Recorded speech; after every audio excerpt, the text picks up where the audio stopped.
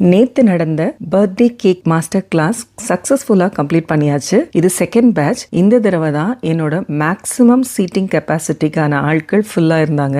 நாங்களே எதிர்பார்க்கல எப்படா எத்தனை பேரையும் நம்ம மேனேஜ் பண்ண போகிறோன்னு. ஃபர்ஸ்ட் டைம் உட்காராம நின்றுக்கிட்டே நடந்துக்கிட்டே ஃபுல் டேவும் கிளாஸ் எடுத்திருக்கேன். ஒரு செகண்ட் உட்காரலான்னு சொல்லி உட்காந்து பேசும்போது மேம் கேக்கில் மைக்கில் பேசுங்கன்னு சொன்னாங்க பாருங்க.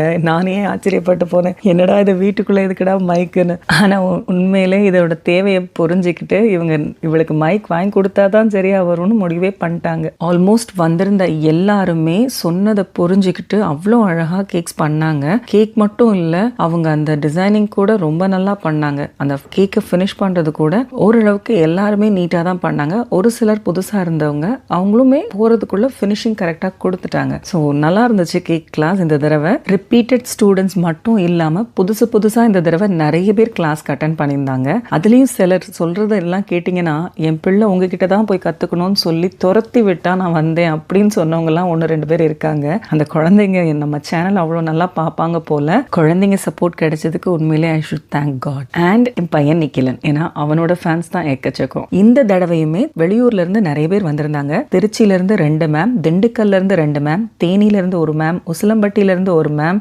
சென்னையில இருந்து 1 மேம், ஈரோடுல இருந்து 1 மேம் வந்திருந்தாங்க. பாபநாசம்ல இருந்து ஆஸ் யூஷுவல் சுமித்ரா மேம் வந்திருந்தாங்க. she was so supportive, thank you ma'am. இதோட சிவகங்கையில இருந்து 1 மேம் வந்திருந்தாங்க. மற்ற எல்லாரும் மதுரை தான். மதுரையிலையும் ஜெயம்னு ஒரு ஹோம்மேட் ப்ராடக்ட்ஸ் பண்ற மேமும் வந்திருந்தாங்க. எனக்காக கொஞ்சம் ஹோம்மேட் ப்ராடக்ட்ஸ் கொண்டும் வந்திருந்தாங்க. thank you so much ma'am. வந்த எல்லாருக்கும் சொல்லி கொடுத்து பத்திரமா வீட்டுக்கு அனுப்பணும்னு வேண்டிக்கிட்டு இருந்தேன் ஆண்டவனை. அது நல்லபடியா நடந்தது. உண்மையிலே எனக்கு ரொம்ப சந்தோஷம். அவங்க செய்யற கேக்ஸை அவங்க வீட்டுக்கு எடுத்துட்டு போயிடுவாங்க இல்லையா, அதனால இங்க எல்லாரும் டேஸ்ட் பார்க்கணுங்கிறதுக்காக முதல்ல நான் 2 கிலோ கேக் பெருசா செஞ்சு பீசஸாவே போட்டு வச்சுட்டேன். ஸோ ஃபைனலா எல்லாரும் அதையும் டேஸ்ட் பார்த்து வீட்டுக்கு அதையும் எடுத்துட்டு போனாங்க. ஸோ இந்த கிளாஸ் திருப்திகரமாவே முடிஞ்சது. அடுத்த கிளாஸ் அடுத்த வாரம் Thursday, அதாவது ஜூலை 3ஆம் தேதி குக்கீஸ் கிளாஸ் வச்சிருக்கேன். ஸோ குக்கீஸ்ல இன்ட்ரெஸ்ட் இருக்கவங்க, அதுலயும் பேக்கிங் இனிஷியல் ஸ்டேஜ்ல இருந்து படிக்கணும்னு ஆசைப்படுறவங்க கண்டிப்பா குக்கீஸ் கிளாஸை மிஸ் பண்ணாம அட்டென்ட் பண்ணுங்க. அண்ட் இன்னொரு முக்கியமான விஷயம் இந்த தடவை நான் சொல்லணும்னு ஆசைப்படுறது என்னன்னா, கிளாஸஸ் எடுக்க ஆரம்பிச்சிட்டோம் அப்படின்னு உடனே கேக்ஸ்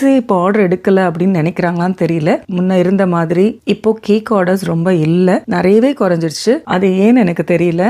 எனக்கு அது ரொம்ப சங்கடமா இருக்கு. பிகாஸ் டிசைனர் கேக் மேக்கிங் அப்படிங்கிறது தான் என்னோட பெரிய பேஷனே. அது ரொம்பவே பிடிக்கும் எனக்கு. ஸோ அந்த கேக்கை டிசைன் பண்ணிட்டே இருக்கிறப்பதான் அது ஒரு மனசுக்கு சந்தோஷமா இருக்கும். ஸோ எப்பவும் போல உங்க ஆர்டர்ஸை பிளேஸ் பண்ணுங்க ப்ளீஸ். அது போக ரெகுலரா பேக்கிங் கிளாஸ் வீக்லி ஒன்ஸ் நடந்துட்டு தான் இருக்கும். ஸோ அதுல எந்த மாற்றமும் இல்லை. ஸோ ரெண்டுத்துக்குமே உங்க சப்போர்ட் எனக்கு என்னைக்கும் வேணும். ஓகேவா?